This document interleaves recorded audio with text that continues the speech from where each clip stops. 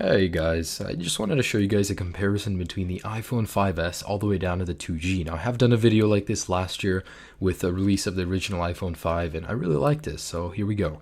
Now in advance I do apologize for the number of hands on the screen. I had to get some people to help me with this. But here is the original shutdown test on all devices. I'm going to let go at the exact same time. So there it goes. Surprisingly, the 3GS was first, followed by the 3G, then the 4, and then the 2G. There's something about iOS 6 and lower that actually makes the shutdown time a lot faster than iOS 7. Although all devices on iOS 7 shut down at the exact same time, which makes me think, what do they change? And in a second here, they should all be turning off at the exact same time. Now, while performing the Bootup test, I just want to let you guys know it's important to notice that from the 5S and to the 2G, there's a massive difference in processing power and RAM, obviously. Also, the software is different, so that could majorly affect this. Now, I wasn't too surprised because the 5S, of course, came in first, followed by the 5 and 5C. What came next was actually pretty surprising. And just to let you guys know, all of these devices are freshly restored, non-jailbroken, completely stock.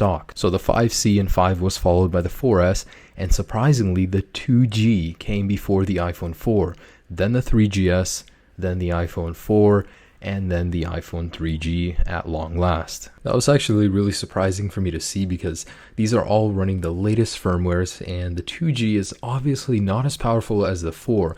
It's just the booting sequence and the way it works probably was changed in iOS 7, so that could be at fault. Now for the last couple of tests, I'm going to load reddit.com and apple.com, and the 5S is almost instantaneous thanks to the extra processing power and the new Wi-Fi capabilities. It's an amazing web browsing device, and it goes downhill from there to the 5C and so on. Just to confirm, all applications have been closed in the multitasking bar where applicable, and we're just going to go ahead and load reddit.com. And here we go. So this is reddit.com, launched on all devices at the same time. The 5S is king in this test as well as all others. Then comes the 5, then the 5C, then the 4S, and then the 4, and so on. So what did I learn doing these tests?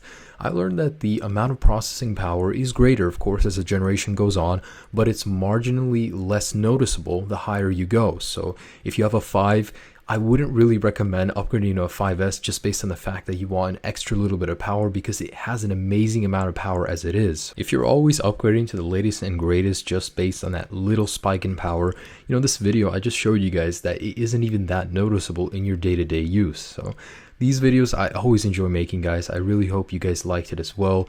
Have a great day, guys. Peace.